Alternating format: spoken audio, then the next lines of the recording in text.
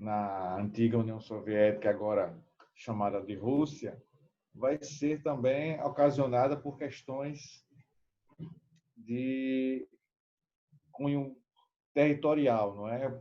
Cunho étnico. Um conflito que vai ocorrer com a antiga província russa, a Chechênia, vai desencadear uma série de situações conflituosas. Mas o que se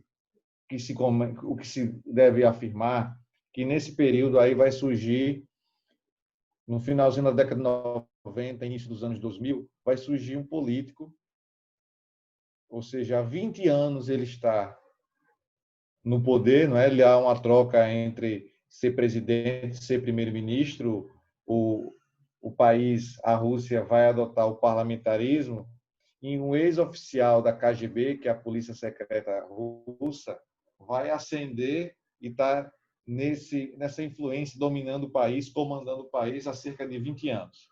Aí temos aqui a crise de transição econômica vivida pelos russos causava grandes problemas financeiros e políticos.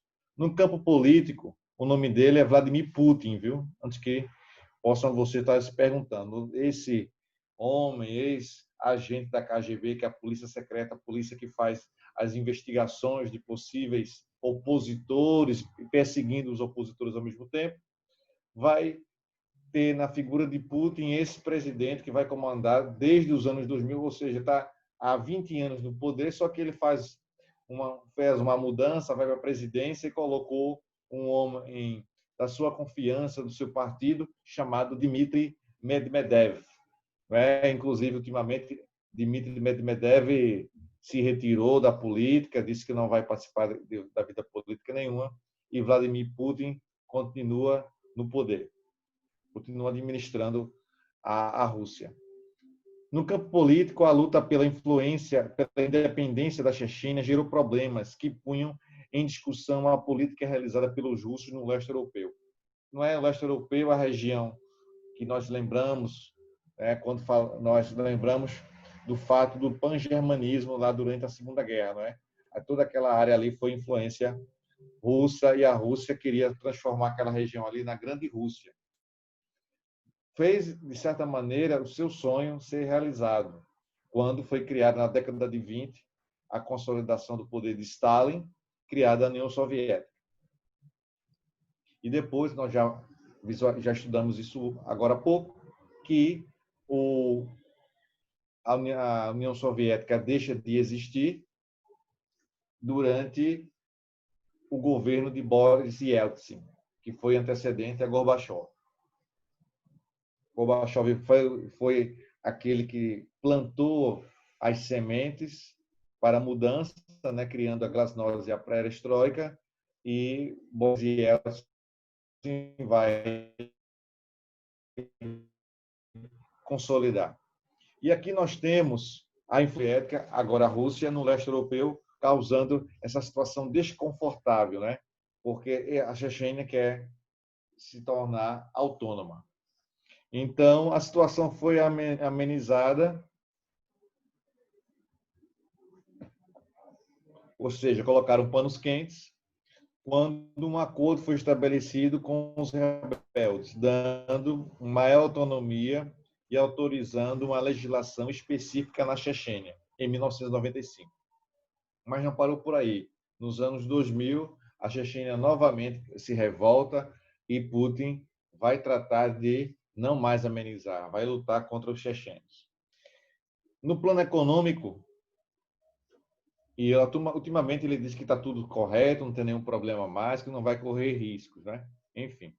No plano econômico, mais precisamente após a reeleição de Boris Yeltsin, o Boris Yeltsin vai ficar durante 2 mandatos à frente do governo russo. Em 96, as ações e medidas não surtiram efeitos. Na verdade, a Rússia não estava preparada para os novos desafios sociais, agora gerados pelo sistema capitalista. A Rússia não conseguia controlar a inflação e acabar com a recessão. O que é recessão? É quando o poder de compra do salário ele não consegue adquirir os bens de maior necessidade. não é? Então, a economia não anda, o salário não acompanha, não tem um reajuste para acompanhar a alta inflacionária, não acompanha, não é corrigido pela inflação como deveria. Então, há uma recessão, não há crescimento econômico, há uma instalação da recessão. A consequência foi o aumento do desemprego, da miséria, da atuação de organizações criminosas, da máfia russa. Desculpe, a máfia russa, né? Em 2000, Vladimir Putin assumiu a presidência da Rússia. Um país em crise, com graves problemas sociais. O Estado passou a apresentar altos índices de inflação, com 35% da população vivendo em completa miséria. Crise no sistema de saúde, entre outras situações. O ex-oficial da KGB, Serviço Secreto de Espionagem Soviético, fez um segundo mandato polêmico, embora reeleito em 2004, com 71% dos votos. Sua popularidade cair foi o massacre de Beslan, ocorrido em setembro de 2004, na Chechênia. Olha aí. Vira e mexe esse território é motivo de conflito, tem situações desagradáveis lá. Quando centenas de civis e crianças foram assassinadas por tropas russas sob seu comando.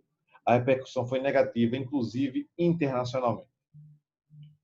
Vladimir Putin, visando recuperar a economia russa, implantou uma política econômica que tinha a intenção de melhorar a saúde, a educação, a habitação e a agricultura. Dentre os principais pontos de sua política, destacaram-se o aumento geral dos salários nas áreas de educação e saúde e modernização dos benefícios da assistência à maternidade, bem como incentivo à política de pré-natal entre as gestantes russas. Página 287.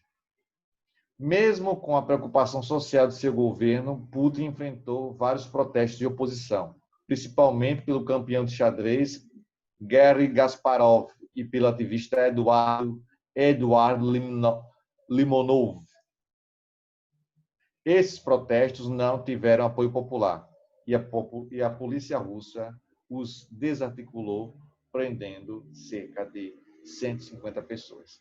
Aí aqui em 2008 que surge a figura de Dmitry Medvedev, um ex-ministro do governo de Putin, que é alçado, colocado na presidência da República, ele indica, e vai ficar durante um período no poder, porque há esse revezamento. Um é primeiro-ministro, o outro é presidente. Na verdade, quem manda é o primeiro-ministro, não é? Por quê? Porque o primeiro-ministro é o chefe de governo e o presidente é o chefe de Estado. O primeiro-ministro é escolhido pelo parlamento. Se a atuação desse primeiro-ministro não for adequada, ele é retirado do poder e colocado outro no poder. É assim que funciona o parlamentarismo. Pois bem, nas eleições de 2008, Dmitry Medvedev, advogado de formação, foi eleito com 71% dos votos válidos. Seu mandato durou até 2012. Dentre suas principais ações, criou o programa de modernização a longo prazo, buscando investir em diversas áreas, como a indústria de base tecnológica, ampliando os horizontes para além da produção de óleo e gás. A Rússia é um dos maiores produtores de gás do mundo, não é? Na política externa, criou o Plano START, que visava reduzir os arsenais nucleares, buscou aproximar-se dos Estados Unidos. No início de seu mandato, nomeou como primeiro-ministro russo o ex-presidente Vladimir Ulyanov, né? Ou seja, só foi uma mudança nas cadeiras, mas, na verdade, quem estava comandando, quem estava dominando, mandando no país, era Vladimir Putin. Só para concluir, com o mandato de até 2018, foi novamente eleito para presidente com 63% dos votos válidos. Há aqueles que afirmam que essas eleições foram fraudadas, não é? Que esse número não é correto. Hoje, a Rússia está num patamar bem interessante do ponto de vista econômico. Junto com o Brasil, faz parte do BRICS. Brasil, Rússia, Índia, China e África do Sul. É um grupo que foi criado no início da década de 2010, 2011, não é?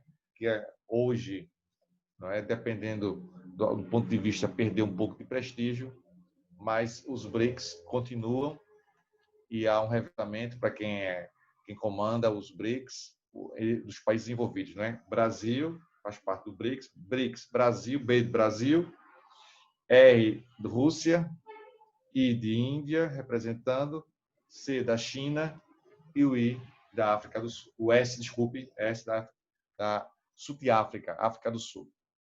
Tá bom assim? Espero que vocês tenham compreendido o conteúdo. Qualquer coisa, se comuniquem comigo pelo aplicativo. Tchau, pessoal. Forte abraço e até a próxima. Tchau.